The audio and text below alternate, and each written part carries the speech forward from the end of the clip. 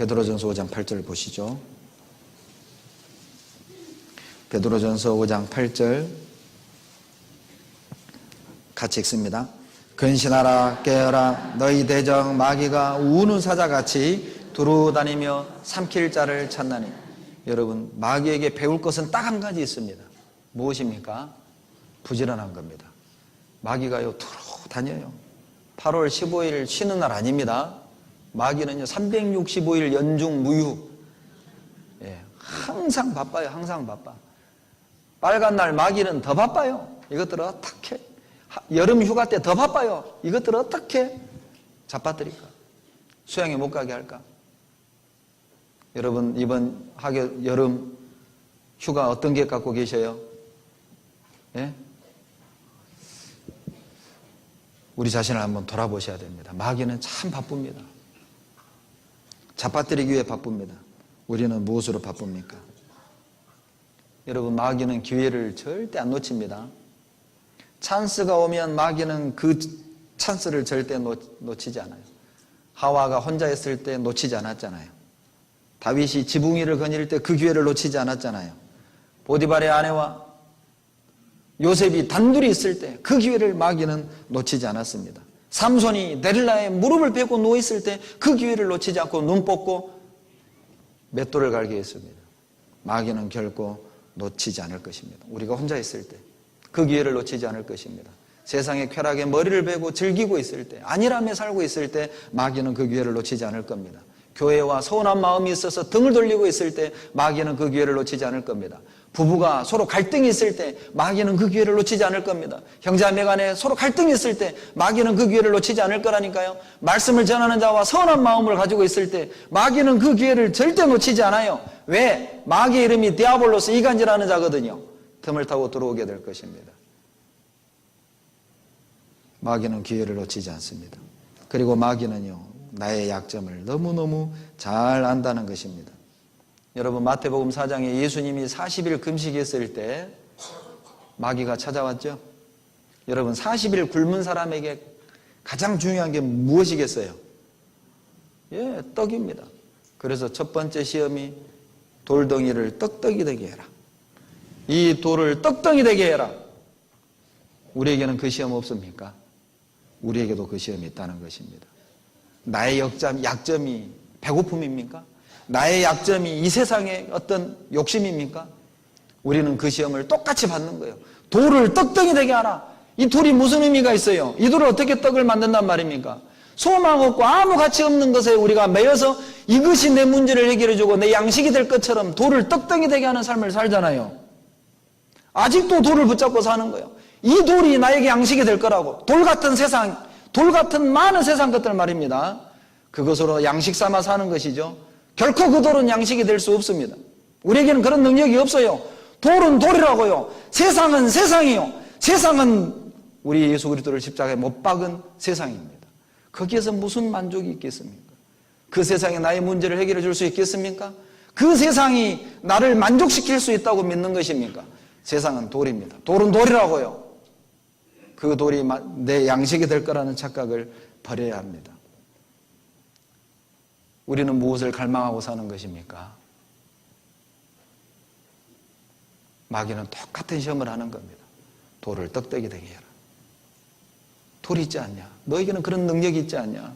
너 돈 버는 재주 있지 않냐? 너 영업 잘하지 않냐? 너 뭐 만드는 기술이 있지 않냐? 그 기술로 떡 만들어라.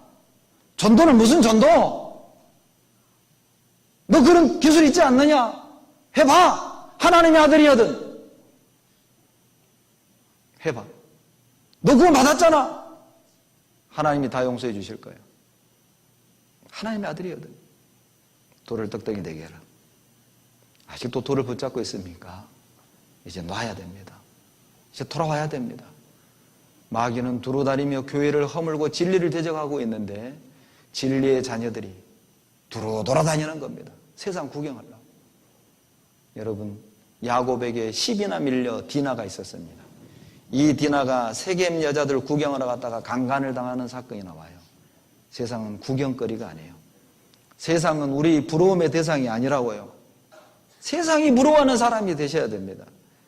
세상을 부러워하는 사람이 아니라 세상이 부러워하는 사람이 돼야죠. 세상에 영향받는 사람이 아니라 세상에 영향을 주는 사람이 돼야 되지 않겠습니까? 이제 돌을 놓을 때가 됐어요. 여러분, 마귀는 인내가 참 대단하죠.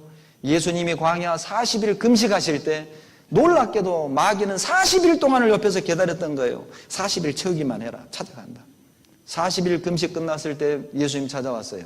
돌이 떡덩이 되게 해라. 마귀는 인내가 대단합니다. 우리 옆에서 계속 기다리는 겁니다. 솔로몬이 늙을 때까지 기다렸죠. 다윗이 궁궐 지붕에 올라갈 때까지 계속 기다렸잖아요. 유다를 시험하기 위해 3년 반 동안 유다 옆에서 기다렸어요. 마귀는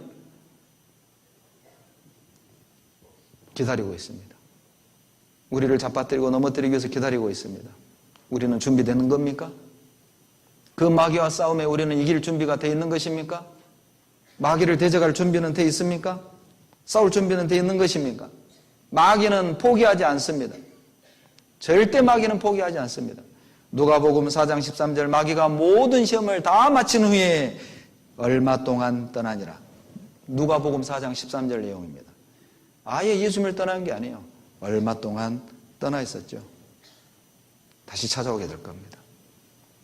우리의 싸움은 계속될 것입니다. 주님 앞에 서는 그날까지 우리는 계속 고난과 싸워야 되고, 가난과 싸워야 되고, 질병과 싸워야 되고, 외로움과 싸워야 되고, 자존심과 싸워야 되고, 그리고 이단 교리가 싸워야 됩니다. 마지막 야고보서 4장 7절로 8절 보고 마치겠습니다. 그 싸움을 지겹다고 생각하지 마세요. 지리하다 생각하지 마십시오. 당연한 겁니다. 그건 영광의 싸움입니다. 야고보서 4장 7절로 8절 같이 읽겠습니다. 그런즉 너희는 하나님께 순복할지어다. 마귀를 대적하라. 그리하면 너희를 피하리라. 하나님을 가까이 하라. 그리하면 너희를 가까이 하시리라. 죄인들아, 손을 깨끗이 하라. 두 마음을 품은 자들아, 마음을 성결케 하라. 하나님을 가까이 하기 원한다면, 마귀를 대적하기 원한다면, 하나님께 온전한 순종을 하기를 원한다면 8절에 두 마음을 품어서는 안 됩니다. 혹시 마음이 나뉘어져 있지는 않습니까? 마음이 갈라져 있지는 않습니까? 이제 마음을 하나로 해야 될 때입니다. 우리끼리 마음이 하나가 안 되면 어떻게 교회를 지킵니까? 우리끼리 마음이 하나가 안 되면 어떻게 이 진리를 보호하고 전한단 말입니까? 하나로 하십시오. 엉뚱한 데 마음 두지 마세요. 전도합시다. 우리 좀 두루 돌아다닙시다. 복음이 필요한 사람들이 얼마나 많아요. 그들이 지옥 가는 것은 그들의 죄 때문이 아니라 우리가 전하지 않기 때문에 지옥 간 사람이 더 많아요. 우리가 전했다면 구원받을 사람이 더 많습니다. 죄 많아 지옥 갔다고 생각하지 말아요. 그들이 고집 때문에 지옥 갔다고 생각하지 마십시오. 우리가 전했다면 지옥에서 나올 사람들이 훨씬 더 많았을 겁니다. 내가 입만 열었다면 그들은 살았을 텐데. 이제 우리가 두루 돌아다닙시다. 마음 나누지 말고